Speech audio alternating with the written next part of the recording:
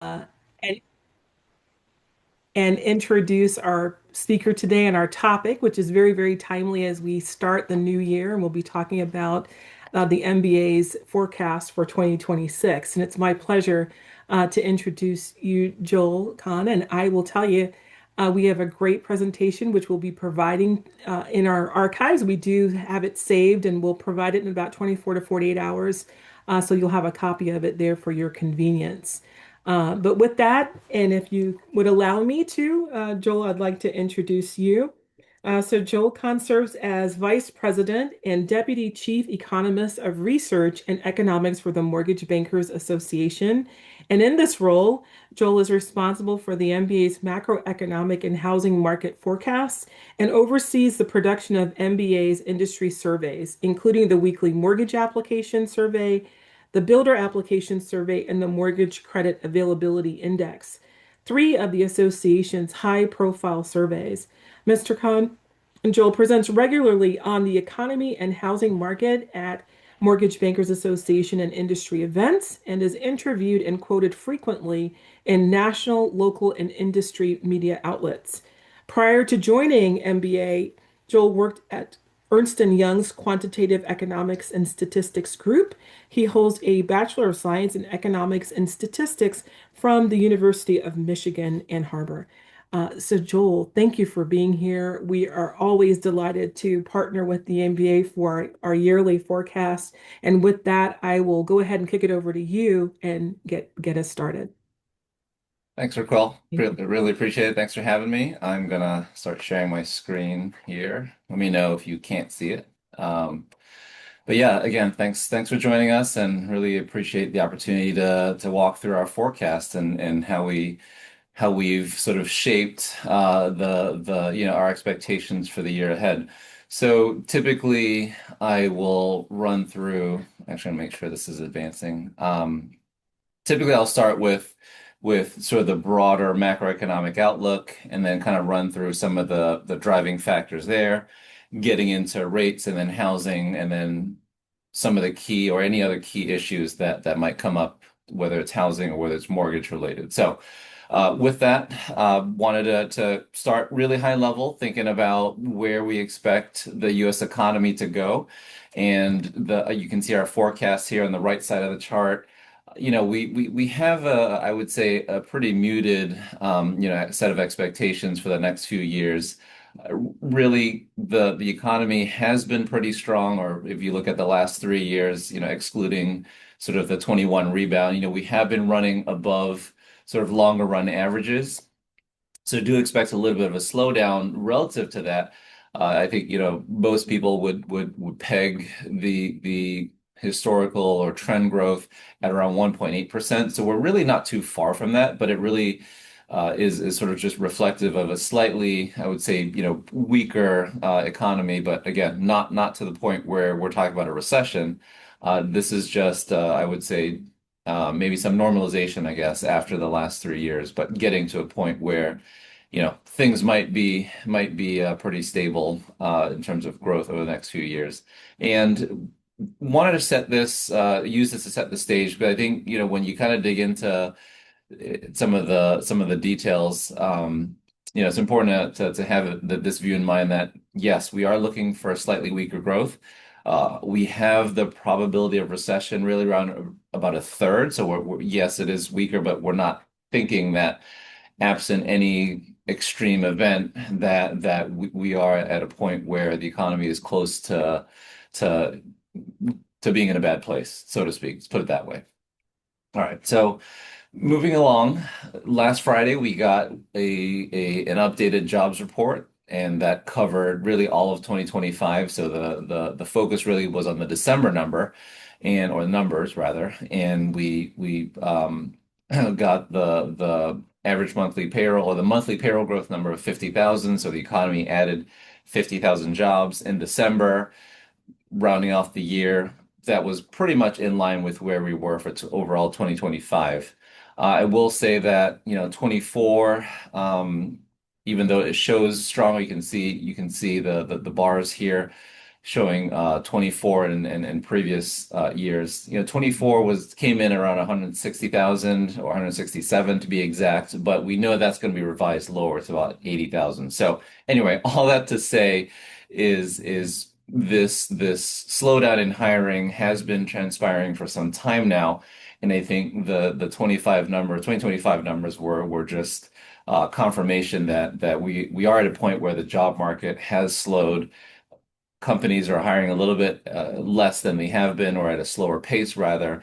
And so, we've only been adding about 50,000 for all of 2025.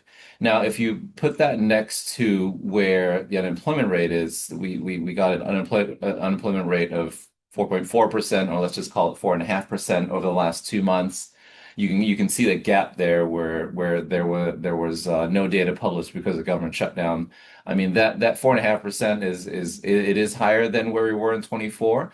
That's also above where the Fed has its estimate for full employment. So the Fed has a 4% unemployment goal and a 2% inflation target, and we're currently running about half a percentage point above that. I think one other thing to note here, that green line you can see showing the 8.5%, 8.4%, that's the U6 or the underemployment measure. And the reason why I wanted to highlight that is because when we think about how the unemployment or how the job market relates to housing, how it connects to mortgage performance and actually even consumer spending, it sort of happens in steps. And I think if you look at that, like those typically or those workers impacted tend to be the most vulnerable when it comes to just overall financial situation, delinquencies. So looking at that underemployment measure, that's the sum of the unemployment rate plus workers who are working part-time because they can't find full-time employment, and also discouraged workers. So that's in sum really the maybe the early warning signal. So the fact that we're running at above 8% for that U6 measure, it's the highest since 2021, does signal that we might get maybe a little bit more I guess the start of more weakening. And I think we already have seen that when it comes to FHA mortgage delinquencies, for example. So want to highlight that because I think that's useful to consider, as you think about sort of the health of the economy, even though I just talked about growth being, not too far from trend growth. Just, different parts of the economy or different uh population groups, I guess, are feeling some strains more than others.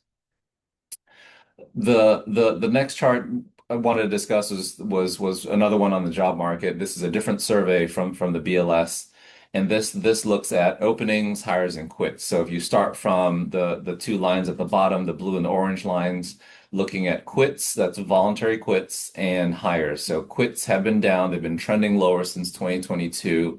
And that usually is a sign that workers are being or are feeling a little bit less optimistic about their prospects. So whether they can't find something better or they don't feel like they can, that quits number, however you're gonna think about it, does tend to decline. So they're staying with what they have because again, things just don't look as good elsewhere. So that voluntary quits number has been declining, and you can see it's been declining for a while.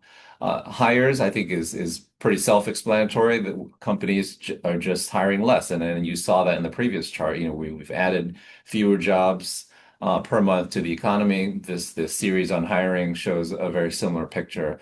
And then finally, openings. Openings, it can be noisy, but it is important still to think about where openings might be because that does impact wage growth. And one easy way to think about it is, if there are lots of job openings out there and companies really need to fill those positions, what they are going to do is they're going to pay up, right? They're going to pay a little bit more to bring in the talent that they want and even to retain the good workers because likely those people are going to be sort of tempted or being recruited elsewhere. So when openings are high, you do get higher pressure or upward pressure in wage growth. We're at a point where I would say they're still somewhat elevated, but they've sort of leveled off.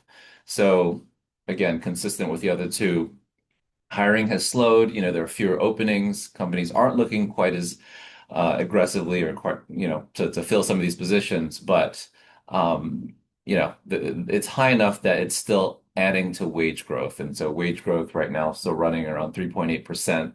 I think long run might be more in the low threes. So we're still seeing some upward pressure in wage growth, which is a good thing for most workers, but that seems to have leveled off a little bit. So all in all, when you consider this and the last chart, the job market is slightly weaker than we were or than we were seeing it last year and even the first half of 25. When I say last year, sorry, I was thinking about 24 still.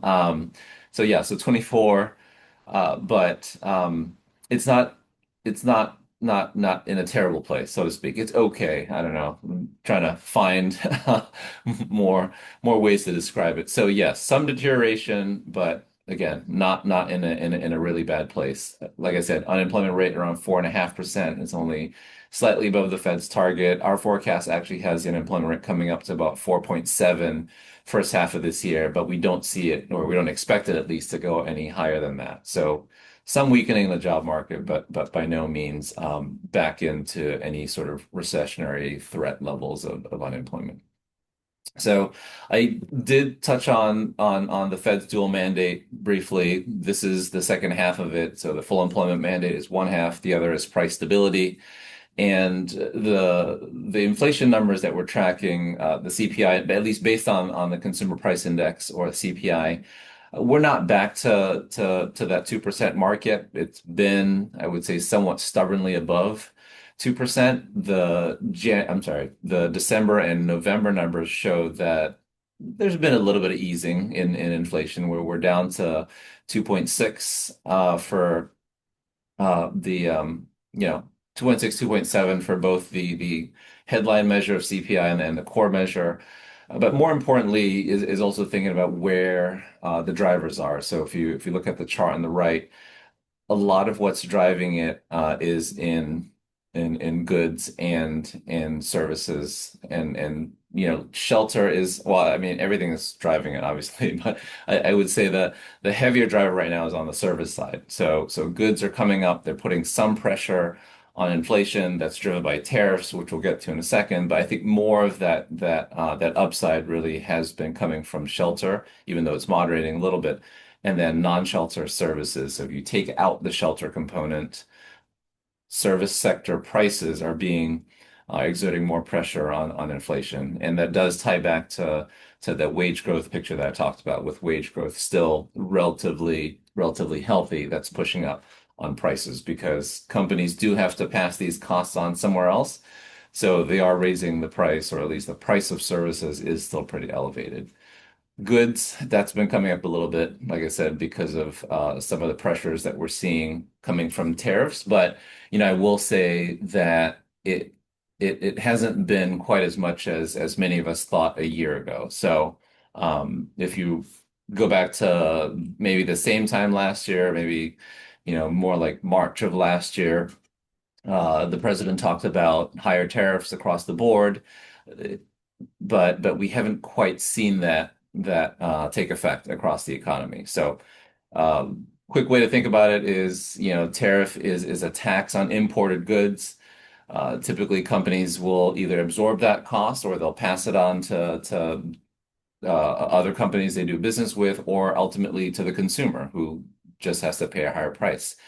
Before the administration started implementing these tariffs, we had an effective tariff rate of just below 3%. So again, think about it as a 3% tax on anything being imported. That was thought to be as high as about 22% or 23% at some point, if we had all the tariffs that they wanted to implement, if they all went into effect. So that's that red sort of diamond that you see on the chart on the left.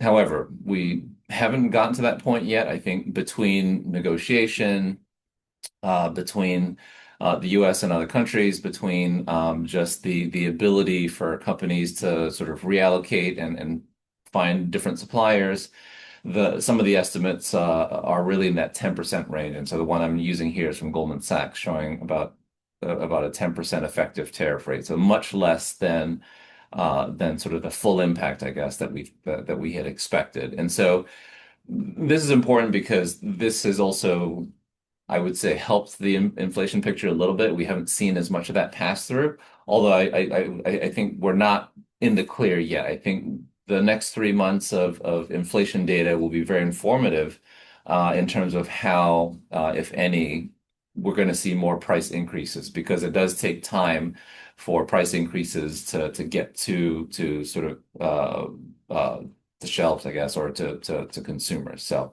all that to say is still very much a development, not maybe as hot of a topic as it was last year, but very much still in play and exerting some upward pressure on inflation. The chart on the right is related to that. It's just monthly customs revenue or really duties that has been collected because of the tariffs. I think that might be some silver lining, the fact that yes, we are implementing tariffs. It has disrupted trade. It is raising prices, but that is, however small, helping some of the broader federal deficit, and that is one big factor I think that's been behind our rate forecast, and I'm sure many others too, but also just sort of the how to think about sort of just sort of the broader economy. But really, when you bring it close to home for us in mortgage, you talk about the 10-year Treasury. We have a 10-year Treasury forecast of between 4 to 4.5%. And a lot of that longer term rate path really is driven by the fact that between the CBO and others, we are expected to have this escalating federal debt that's required, and so with increased Treasury issuance and just crowding out, that is going to add to inflation. It is contributing to that higher 10-year path that we're expecting. And so speaking of that, here's what the longer term forecast looks like. So I just talked about the 10-year, that's that red line. So like I said, looking at it or looking at the 10-year to be in that 4 to 4.5% range over the next couple of years, as we need to fund the deficit and issue more bonds. Uh, as far as mortgage rates go, we have about a 6 to 6.5% range. If you're following our data, this morning our survey that covers last week's data, we actually had the 30-year fixed rate at around four. I'm sorry, not four, 6.18%. So again, well within that range of 6 to 6.5. I think the bigger thing when it comes to mortgage rates is the 10-year is one. The 10-year obviously is going to be the bigger driver of what rates are going to do, but the spread between the two matters as well. And so one big reason why we saw lower rates last week is because you had this announcement from the administration that Fannie and Freddie were going to purchase more MBS and retain those on their portfolio. That did bring rates down a little bit. We can talk more about that later in terms of will they do it? How will they do it?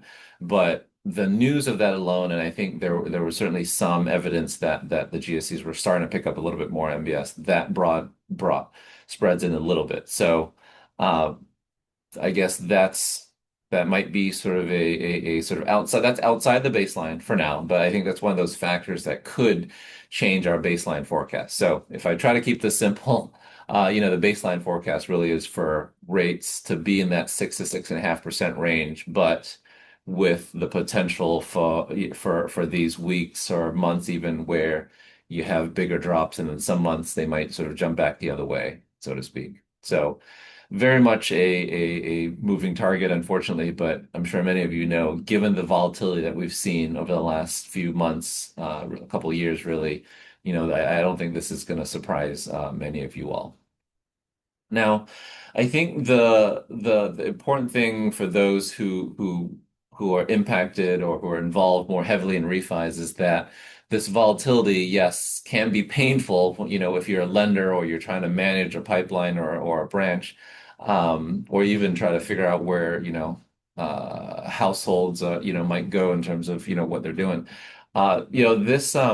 This volatility has helped the refi market a little bit. And so what I mean by that is even with rates above 6%, we actually have seen some meaningful windows of refi applications come through because the difference in rates in some cases matters almost as much or maybe more to these borrowers than the level. So for a long time, a lot of folks were thinking we weren't going to get any refi activity until rates got into the fives. But as we saw over the course of the past year and a half, when you see these 20, 30 basis point drop in rates over the course of a week or a couple weeks, there are borrowers who are willing to move, and lots of these borrowers got loans over the last 3 years that were higher. They were 6.5, 7, 7.5%. And even these seemingly small moves and again rates in the sixes, even that still helped them because they could refi into something lower or they had to do a cash out and so there was that incentive to do it. And the chart on the left shows the average loan size and how that's related to rates because borrowers with larger loan sizes do care about their monthly payments. And so even these drops in, or even though these weren't big drops in rates, that was enough incentive for them to move. And I think another example from this morning's release, and I'm sorry I'm not showing it here, was we did get a small drop in rates and a pretty big refi response, and also an increase in the average loan size. All right. So really quickly, the chart on the right is a good visual too for what the potential is or the refinanceability of the market. So this is data that we borrowed from ICE showing if you got to certain levels of rates, what the number of mortgages that quote unquote would be in the money would look like. So for if you just look at 6%, for example, you have about 6 million borrowers who might be in the money. And I think ICE has already assumed about a 75%, 75 basis point, sorry, rate incentive. So that means that would have to be, more than 75 basis points below their current rate. Not to say that all these folks would refi. I think in past cycles we've seen that borrowers with smaller loan sizes or maybe they're closer to payoff, they would need a bigger incentive to refinance. But in any case, I just thought that would be useful to kind of show what the distribution looks like and what the potential might be.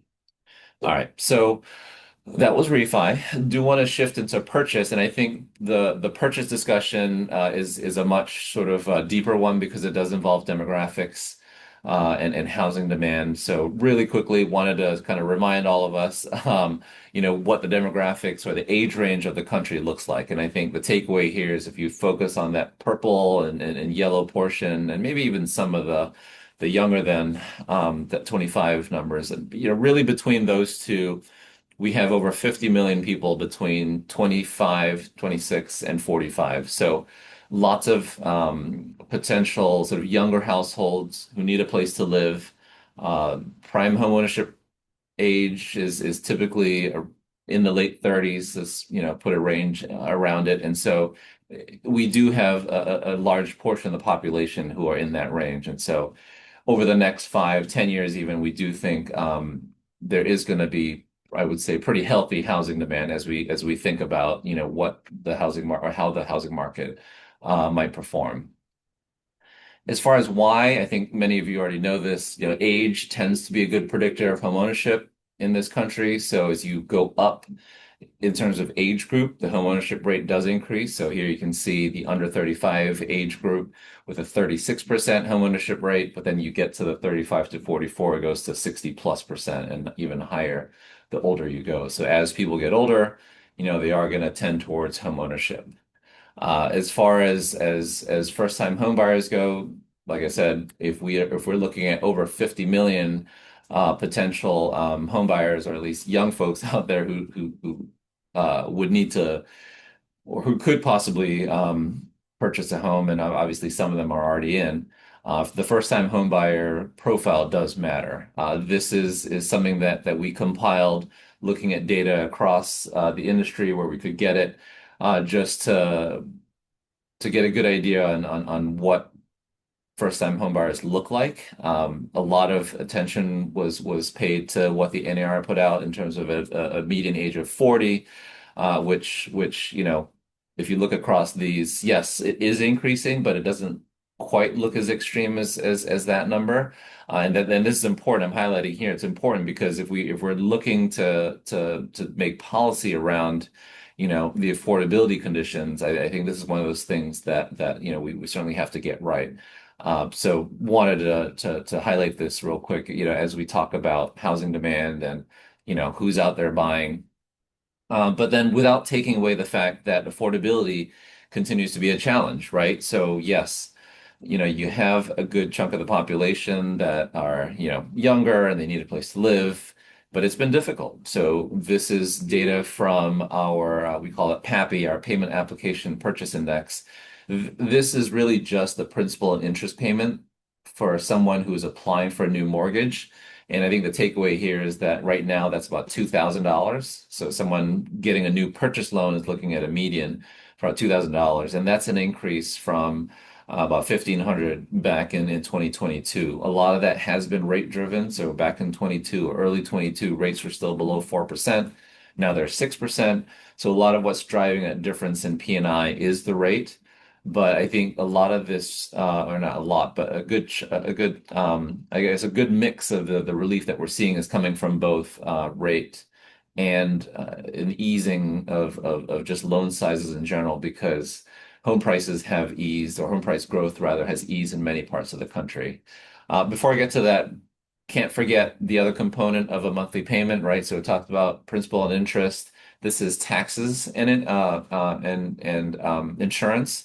And I'm sure you've talked about this before too. The insurance component is becoming more problematic, both in terms of qualifying borrowers or getting them to a point where they can afford the monthly payments, but then also from a servicing and from a performance standpoint, because it's not just about getting people into the loan or into the house.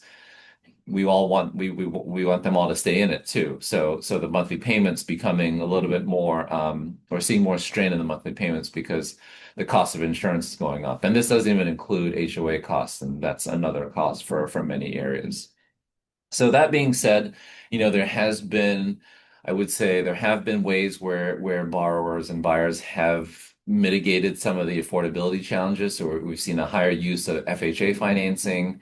FHA rates, for the most part, have been pretty friendly relative to conventional. So you see the orange line here showing the FHA share of purchase applications coming up, as you see more buyers come back to the market.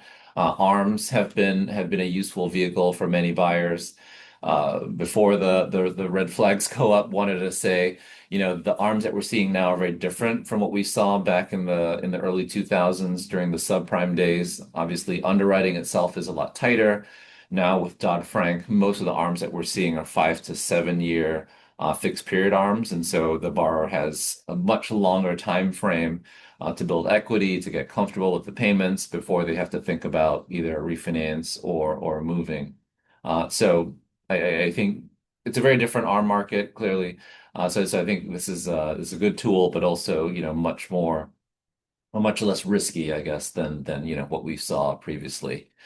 Um, and in thinking then about that home price story that I talked about, the the biggest driver I think is, well, really is inventory, and housing, has always been local, and I think now it's maybe even more local than it has been, because prices are behaving so differently across the country because inventory is behaving differently. So if you look at the two maps, the map on the left, the purple are areas where inventory is tight. The yellow and orange are where inventory is loosening, or there's increasing for sale inventory.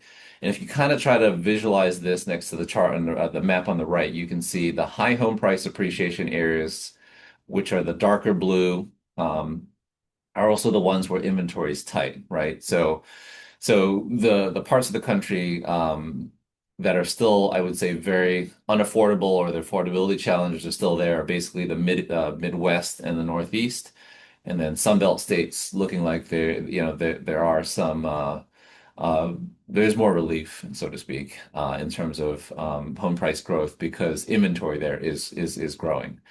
And not to beat this one to death, this is another way to look at it. I thought this was useful to show. If you look at this chart, what you're seeing is on the upper left is high home price growth and low inventory. Bottom right is low home price growth and higher inventory. So you can kind of see that relationship, right? Higher inventory, less competitive, prices being reduced or discounted. So you have the ability there, and this is important, as we think about someone who might have a low rate and is deciding to move, which I'll get to in a second. But um, so in thinking about inventory and thinking about demand. We are seeing a slowdown in home price growth. A lot of it is inventory driven, like I said. Some of it is macro driven, where because of the slightly weaker macroeconomic environment and the slightly weaker job market, you are seeing a little bit weaker demand, and so prices are flattening. So our expectations were very flat home price growth going out, and even negative in some states, as you've already seen from some of the maps before. But also reminding us that you had many years, really more than 10 years of very strong price growth. So the home equity has been built, equity wealth, has been built for people who are already in some of these homes. So want to spend a little bit of time then trying to sort of flesh out, okay, you have these housing market conditions. What do you expect for home sales? So we do expect gradual growth in home sales, about 3 to 5%, depending on new or existing. The question is always, okay, what people are still enjoying their 3% 30-year fixed rate, why would they leave? Or what's causing them to leave? And I don't, I wouldn't say that everyone is willing to give it up, but as we get further from 2020 and 2021, where you had lots of folks, get low rates, life is happening, and lots of these households are having to move because of job reasons, family reasons, but then also rates and in the sixes, and inventory is up. So prices are down, inventory is up. So now there are more housing choices, if you will. So the trade-off, but giving up your 3% rate, going at something at 6%. Now you have a choice of maybe 5 units versus 2 years ago where you really didn't have a choice and you have to give up getting a higher rate, but then just not having many housing options to get into. So we do think that the growth in home sales and ultimately originations is going to be driven by this improvement in affordability, but then also just the fact that we have more inventory. As far as what we're seeing so far, or at least for what we saw in 25, purchase activity was higher. So I think you saw some of that in this chart too. 25 was a little bit of a stronger year than 24 as far as home sales go. We're seeing the same thing in purchase applications. That's the black line that's running ahead of 24's pace. And so ultimately do expect that increase in purchase originations in 2026 and beyond. It's kind of hard to see. So this is the unit forecast, but the dark blue areas do show that growth in purchase units. So I know we do this in dollars typically, but I want to show this in units because that's easier to see given the flat home price path. So the increase here in dollars is very comparable to the increase in units because the home price path is pretty flat. So I know I went a little bit long. I want to finish real quick with talking about some of the implications of that. This is, I think, is important for this discussion. So, we talked about the home price growth aspect cooling off, over the next couple of years. Like I said, those homeowners who are already in a home have been enjoying higher equity growth because they've had lower rates. Home price appreciation has been strong. So again, for those already in, it's been great, and yes, it is more challenging for folks to break in to home ownership. But ultimately, I think you think about it long term. I think housing is still sort of the way to go, I guess, as a wealth builder. The implication of some of that slowing in home price growth is starting to show up in recent vintages. So people who bought their homes at the close to the peak of home price growth, obviously rates are high, and then also coupled by the fact that a lot of these were in low down payment, so low or high LTV type situations. So you can see FHA and VA here with high negative equity shares, especially for recent vintages, because again, buying at the peak, right? Plus you're at a point where house prices are slowing a little. So this is certainly tying into sort of the broader delinquency discussion. So wanted to highlight that. This just shows for home equity borrowing, because of the home equity wealth, some borrowers have been able to tap into home equity for renovations, for debt consolidation, other payments. But that I thought was also useful to show.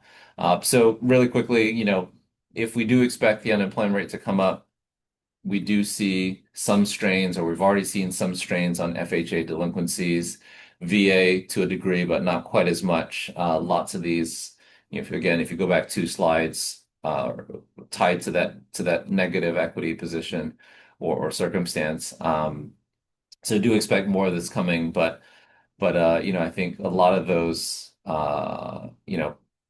have the opportunity, at least not the negative equity ones, that makes it more tricky. But, for the most part, I think if you look at things from a broader view, because of the strong home equity positions, there are more ways that some of these delinquencies can be resolved. This is just a breakdown into origination here, which you've already seen. So sorry I had to run through the last two, or last three rather, but I'm going to actually stop here and then turn it back to Chris and Raquel to see if there are any questions or if they have anything to add. So, Joel, that was fantastic. Thank you. As you said, certainly covered a lot of material in the short time that we provided you, but really comprehensive and certainly eye-opening. I've got a couple questions that popped in my mind along the way, but let's actually start with longtime NCST partner Kevin Moody. He was interested if you think that mortgage interest rates would get to 5.75, 5.75 by mid 2026. so it's not in our baseline, but it's certainly possible. I alluded to last week's announcement from the GSEs, and the estimates are that even if they did sort of purchase more, that would only bring rates down by about between 10 to 15 basis points. This is based on a consensus of estimates out there. But then, I'm not saying that's the only lever. I think that's a lever, right? But it could be a combination of things.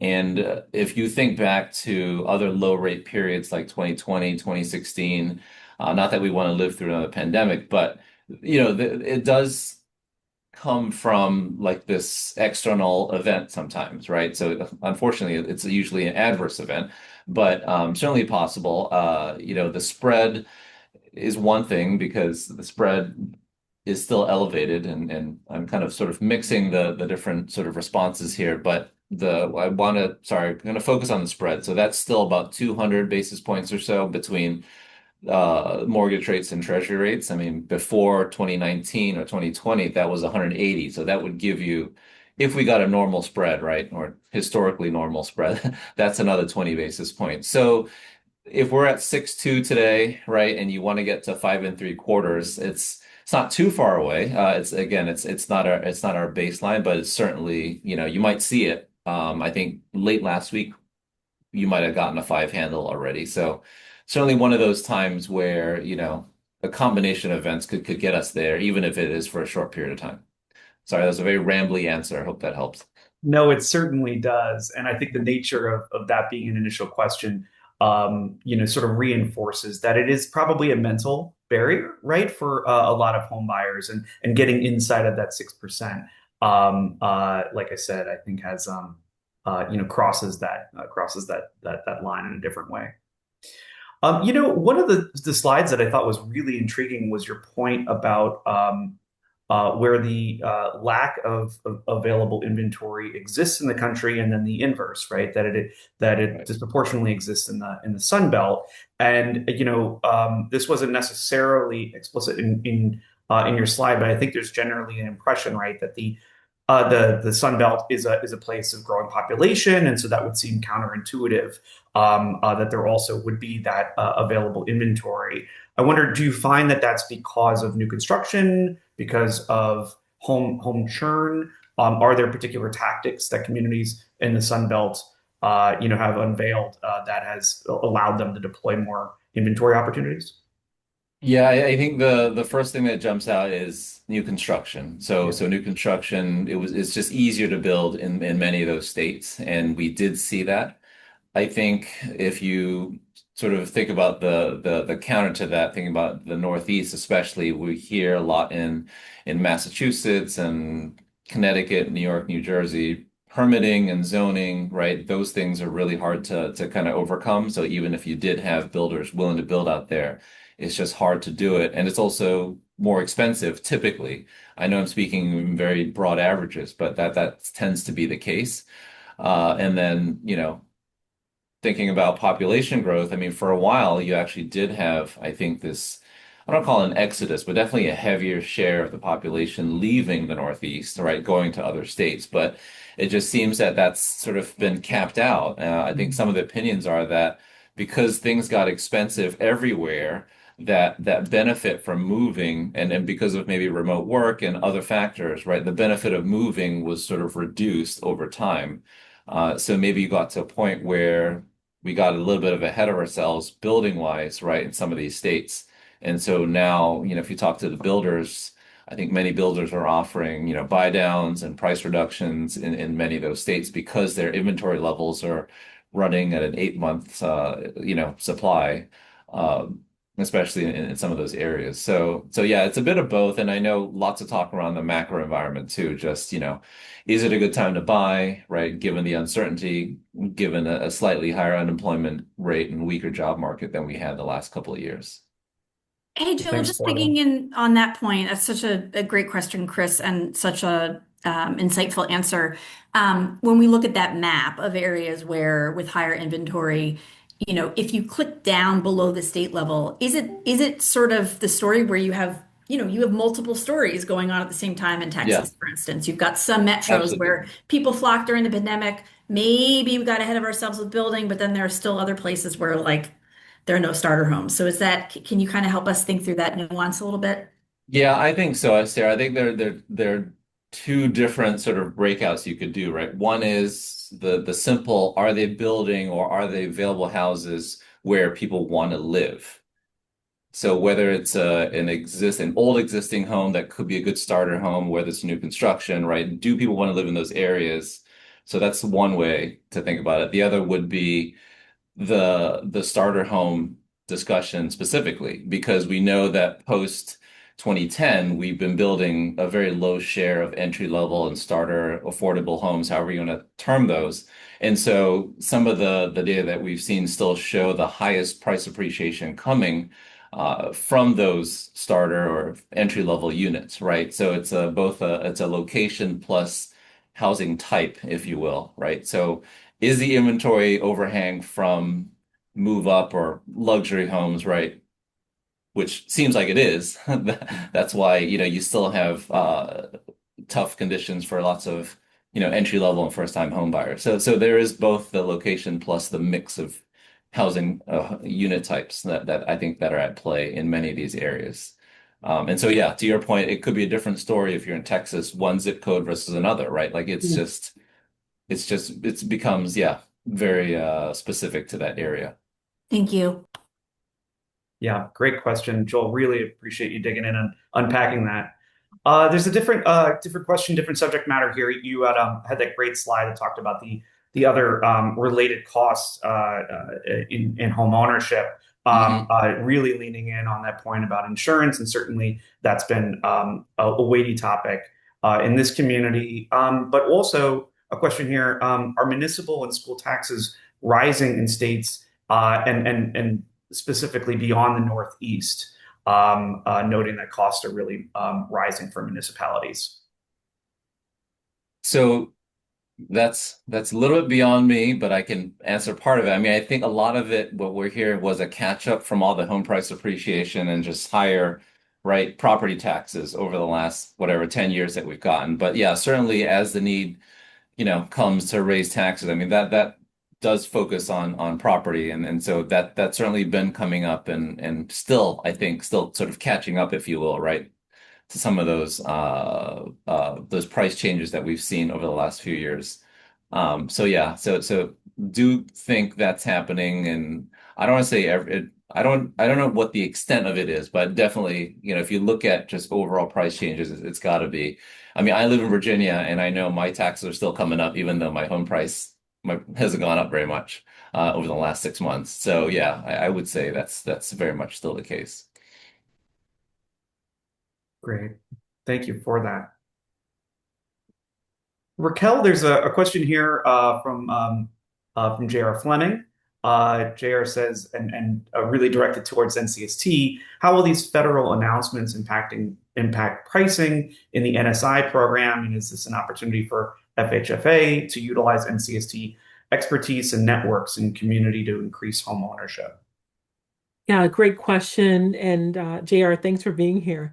I would say, so we're probably not sure how that will play out. I want to distinguish between what we heard last week in terms of something Joel also mentioned, and that is, Fannie Mae and Freddie Mac buying more MBS. And so that to me is more on the origination side, certainly. I'm not sure, how that flows through on the REO side, and that's the inventory that definitely we're seeing, especially with some of our partners there. But something for us to maybe dive into, JR. So thanks for mentioning it. I will say too, Sarah, if you know anything more about that and you want to maybe add your comments to that response, feel free to do so as well. Well, there's been a lot of daylight between announcements and around affordability and sort of actual policies so far. And there hasn't been much discussion about this about the NSI program.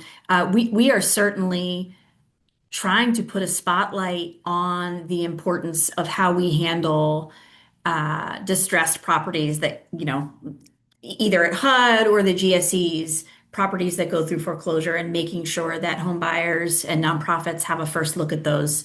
I've been trying to push FHFA and the GSEs to establish more of their small asset pools that they sell for nonprofits. And especially in light of the president's announcement last week around institutional investors, we would hope to see homeowners, home buyers, and nonprofits prioritized in those post foreclosure sales. Thanks for that. And yes, JR, thanks for that question. Joel, back to you. One question here. Any thoughts on how student debt and all the changes in repayment options are impacting first-time buyers? Yet an additional cost and factor to be considered there.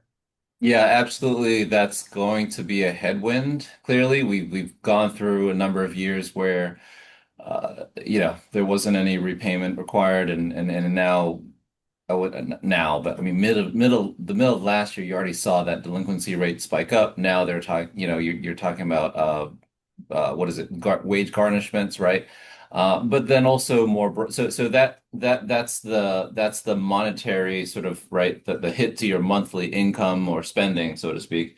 But then there's also the credit aspect. So the New York Fed did an analysis last year on the impact of credit scores, and the range was anywhere from a 70 point to 130 point reduction in credit score from the student loan debt delinquencies for the most extreme cases. And so, if you think about that and tie that to access to credit, so you have both this dollar impact, right, and this qualifying impact that's gonna really matter.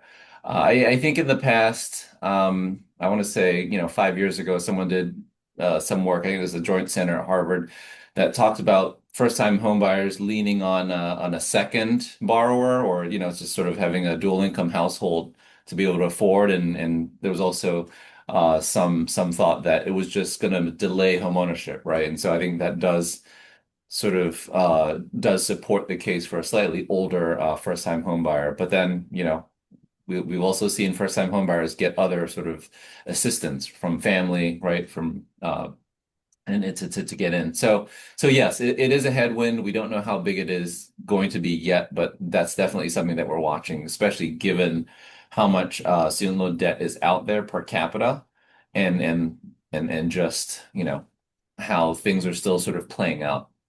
And in terms of repayment, right, garnishment, and delinquencies. Yeah. and just to add to your plate of additional topics to lean into, the same questioner notes that, of course, there's also the rising cost of automobiles Right. as well. So Yep. lots to factor into that formula. Absolutely. Raquel, I think we've gone through all of our Q&A Great. for this afternoon. Oh, those are all great questions. And Joel, what a fantastic presentation. A lot to digest as well. So the good news is we will have it up and archived in about a 24-hour period for folks who are on the call and even for those who were not able to make it today. So thank you very much. With that, we're going to Thank you. transition now over to our colleague Sarah Edelman, who will give us some updates on what's happening in the policy world, maybe both on the legislative and regulatory front. So Thanks, Sarah, Raquel, and thanks, Joel, for that presentation. Um, Busy week in DC. A couple of things to flag on the appropriations front. As many of you know, we're still waiting on a minibus that would include most housing provisions. The minibus that was negotiated over the weekend and that I think will get a House vote today did include the CDFI fund. So it included financial services and the CDFI fund. It would keep funding for the CDFI fund flat with FY25, which is a pretty big change from the House proposal and the president's budget. Worth noting that there's nothing in the text about, around protecting CDFI fund staff, which was sort of one of the conditions of sort of negotiating the end of that first shutdown. So that was notable that there wasn't really any at the end of the shutdown. The folks who had been let go during their time of furlough, there were assurances that they would not be fired before the end of January. The language not being in the bill, there's no indication that there are moves to re-up these threats of firing, but I'm just flagging that there is not any language in the minibus that would proactively protect CDFI fund staff. It would keep the funding flat. It also doesn't instruct OMB to release the FY25 funding that folks are still waiting on. And then after that minibus, we're really, there's a big chunk of negotiations left to get done before the end of the month around defense, HHS, and including the housing budgets. Shifting from what's happening on the appropriation side, many of you have been following the flurry of announcements coming from the White House around housing.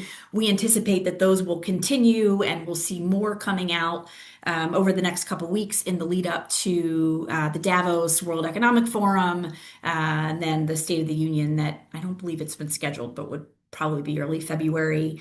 Most of the proposals that have come out so far would require some kind of congressional action. The ban on institutional investors. There have been some proposals referenced around the ability to pull out money from 401ks for down payment assistance without tax implications. Of course, the MBS buy down, the GSEs buying MBS to try to push interest rates down modestly. That doesn't require congressional approval and is already happening to some degree. But most of the proposals being discussed do require congressional action. And so it'll be really interesting to see in the coming months whether there is action, whether there is sort of any kind of confluence of energy between what the White House wants to get done and the efforts in Congress that many of us have been following around Road to Housing and the 21st Century Housing Act. So no shortage of interesting things happening. The last thing I would flag that also happened this week, HUD released a notice of funding on Monday, I believe, around the Continuum of Care program. You may remember that maybe a month ago, they released a notice of funding for Continuum of Care, which is the major program for homelessness, and it was put on hold by a court order. They rewrote it in a way that kind of that complies with the court order, but my understanding is the effect is pretty much the same in that it would shift more funding toward temporary housing as opposed to permanent housing.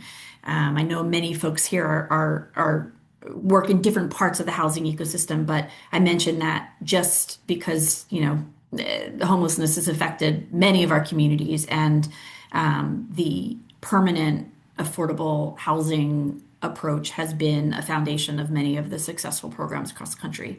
HUD also issued a new proposed rule on disparate impact that would step back. They've already announced that they are not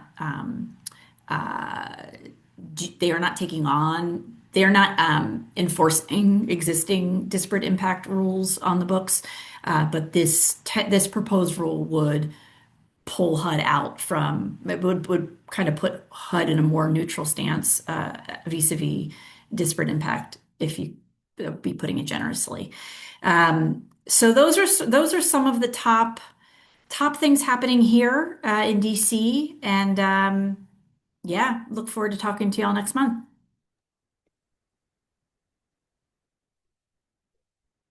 I'm back. Thanks so much, Sarah, for those updates. It just seems never a dull moment these days. So thanks for sharing the latest with us. I would just like to say thanks again for everyone participating today and joining.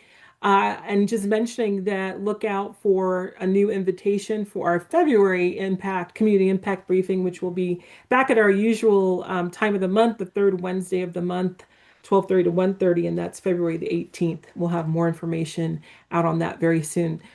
Thanks to everyone and have a great rest of your day today. Take care. Thanks.